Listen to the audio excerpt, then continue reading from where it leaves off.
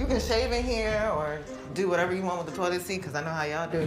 Man, we ain't all the same. I don't know what kind of men you've been living with. Wild out, it's a good. I don't think I'm gonna go to the party. Issa gonna be there. They're her friends, technically. Okay, so what's the problem? She let you go, you ain't fight for it. Sound like y'all peaceful to me. Drinks pouring, toes out showing. We'll miss y'all. Skin glowing, bank account growing. How is it? I don't know, man. Issa X up in there. I don't like it. Wild out, it's a good vibe.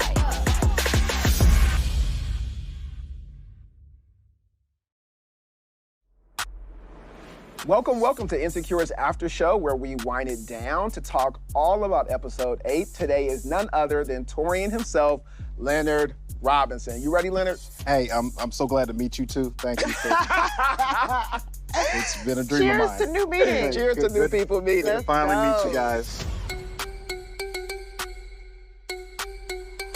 This episode is all about Issa questioning her decisions and choices, and also shows Molly doing some major adulting, you know, trying to start something new with Torian. Yeah.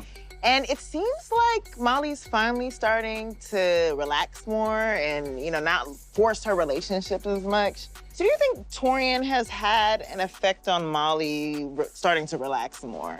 I think they both have definitely had an effect on each other. I think that's the great thing about when you find somebody sometimes. Sometimes you find somebody at a time in your life when you're ready to receive what's coming at you and able to see it in its entirety. And I think that's what we're seeing here with Torian and Molly. Can you pinpoint, just for you, even as an actor, the moment where Torian was like, oh, I see something in her? I think the big thing is at the conference, Molly allowing herself to open up and actually be real and break down that wall, which I think something that Torian relates to is like, you know, he's had a wall up and recognizes that people don't necessarily fully understand or get him in its entirety. And then Molly, when she breaks down her role, whether it be conscious or not, it allows Torian to see, you know, her in her full, you know, light. The people sometimes you fall for, they're not the obvious one, or you might be. I think women are really great for like having stories where it's like, I hated this fool at first, right? And now that's my husband, right? And so it was like, I think there's a fun thing of Molly being like, I would have never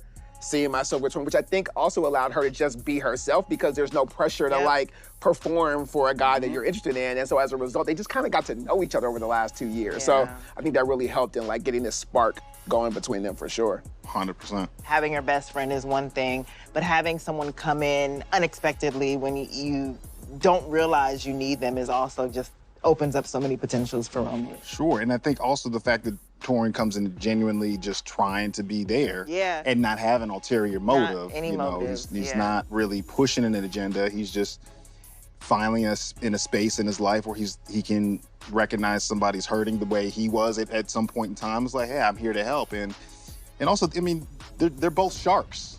You know, sharks gotta swim with sharks. So things are looking up for Issa, obviously, both professionally and personally, but in her daydream, Lawrence keeps popping up. So I'm wondering, is this self-sabotage or is Issa missing something in her life? In any scenario, when you're making a new decision, those elements of other parts, like subconsciously creep in. Yeah. Issa, from episode 1 of this series, has had a what if guy. She's always wondered what if. It's been a blessing and a curse. Yeah. And so Lawrence was a big part of her life, and I think it's natural to consider, what if he were there? Well, I think what's interesting is that there's that line in the show where it's like, it doesn't have to be right. It just has to be right for you. Yeah. I think that's very important. A lot of people miss in their relationships is so worried about how things look or how it's going to appear. But it's like, if it's right for you, that's all that matters, because you're gonna be with that person. I think Issa and Lawrence, you know, have both realized like they both made mistakes, and the thing that's the only thing that's stopping that connection is just like recognizing like that, you know, a mistake was made, but I'm here for the next. So it sounds like you're very much Team Lawrence, which I didn't know that about you. I'm actually pro don't go back to your ex. When do you know you're on the right path? Like, what does that feel like?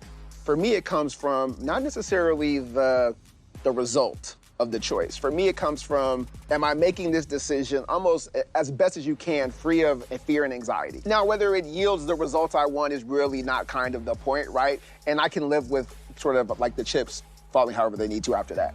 I would yes and that and say that if you're coming from a place of authenticity, like what rings true to you and what feels right for you in the moment, then you're on the right path. And I feel like if you are doing things for other reasons that are external to you, that it doesn't feel right, then you're definitely in the wrong lane.